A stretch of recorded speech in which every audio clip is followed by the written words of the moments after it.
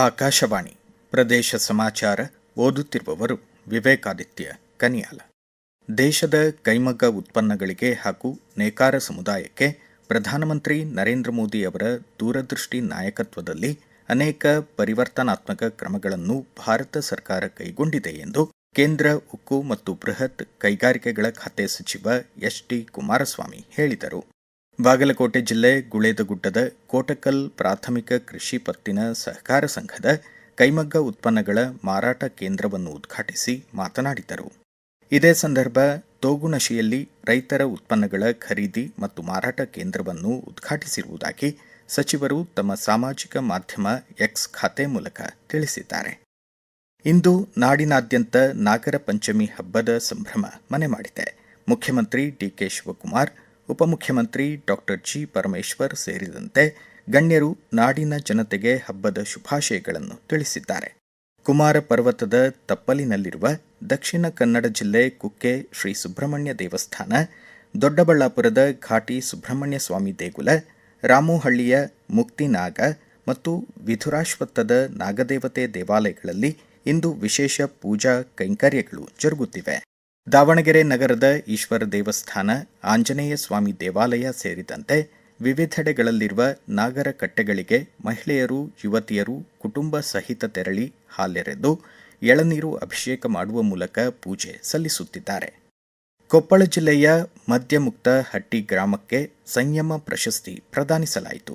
ತಾಲೂಕಿನ ಕನಕಾಪುರ, ಕಾಮನೂರು, ಹನುಮನಹಳ್ಳಿ ಹಾಗೂ ಲೇಬಗೇರಿ, ಕುಕನೂರು ತಾಲೂಕಿನ ಬಿನ್ನಾಳ ಮತ್ತು ಚಿಕ್ಕೇನಕೊಪ್ಪ, ಕುಷ್ಟಗಿ ತಾಲೂಕಿನ ಮತ್ನಾಳ, ನಾಗರಾಳ, ಬೋದೂರು ತಾಂಡ ಹಾಗೂ ಹಿರೇಬನ್ನಿಗೋಳ ಗ್ರಾಮಗಳಿಗೆ ಕರ್ನಾಟಕ ರಾಜ್ಯ ಮದ್ಯಪಾನ ಸಂಯಮ ಮಂಡಳಿ ವತಿಯಿಂದ ಹಟ್ಟಿ ಗ್ರಾಮದಲ್ಲಿ ಆಯೋಜಿತ ಕಾರ್ಯಕ್ರಮದಲ್ಲಿ ಮದ್ಯ ಮಾರಾಟ ಮುಕ್ತ ಅಭಿನಂದನಾ ಪ್ರಶಸ್ತಿ ವಿತರಣೆ ಮಾಡಲಾಯಿತು.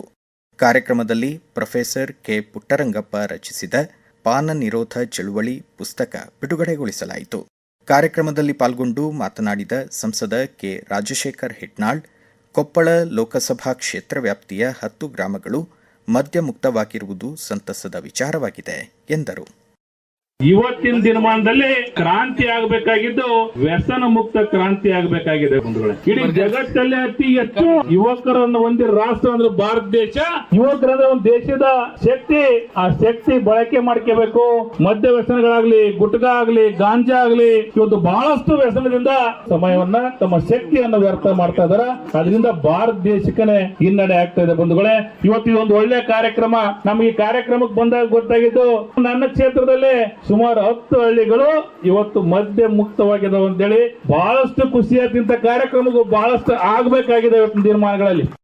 ಬೆಂಗಳೂರು ದಕ್ಷಿಣ ಜಿಲ್ಲೆ ದೇವನಹಳ್ಳಿ ಸಮೀಪ ಸುಮಾರು 60 ಎಕರೆ ಪ್ರದೇಶದಲ್ಲಿ ಸ್ಪೋರ್ಟ್ಸ್ ಸಿಟಿ ನಿರ್ಮಿಸಲು ಯೋಜನೆ ರೂಪಿಸಲಾಗಿದೆ.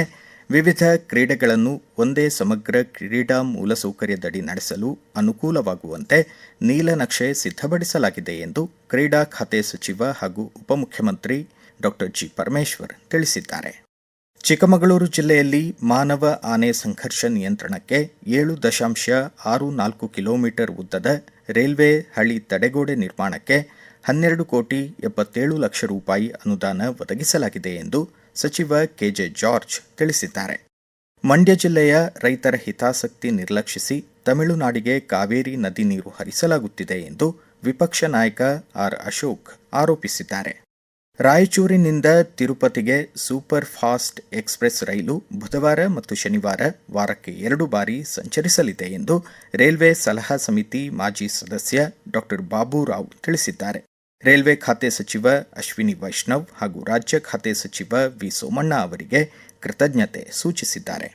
ಬೆಳಗಾವಿ ಜಿಲ್ಲೆ ಸವದತ್ತಿ ತಾಲೂಕು ನವಿಲು ತೀರ್ಥದ ಶ್ರೀ ರೇಣುಕಾ ಸಾಗರ ಜಲಾಶಯದ ಮಲಪ್ರಭಾ ನದಿ ನೀರಿನ ನಿರ್ವಹಣೆಗೆ ಕ್ರಮ ಕೈಗೊಳ್ಳಲಾಗುವುದು ಎಂದು ಜಿಲ್ಲಾ ಉಸ್ತುವಾರಿ ಸಚಿವ ಸತೀಶ್ ಜಾರಕಿಹೊಳಿ ರಾಮದುರ್ಗ ತಾಲೂಕು ಚಂದರಗಿಯಲ್ಲಿ ತಿಳಿಸಿದ್ದಾರೆ.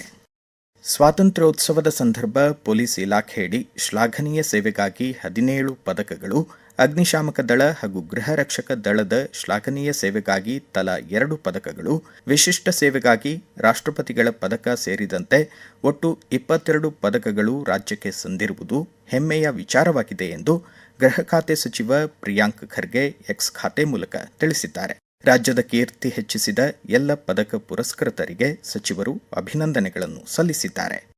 ಇಲ್ಲಿಗೆ ಪ್ರದೇಶ ಸಮಾಚಾರ ಮುಕ್ತಾಯವಾಯಿತು. ನಮ್ಮ ಮುಂದಿನ ರಾಷ್ಟ್ರೀಯ ವಾರ್ತಾ ಪ್ರಸಾರ ಮಧ್ಯಾಹ್ನ 1:10 ನಿಮಿಷಕ್ಕೆ.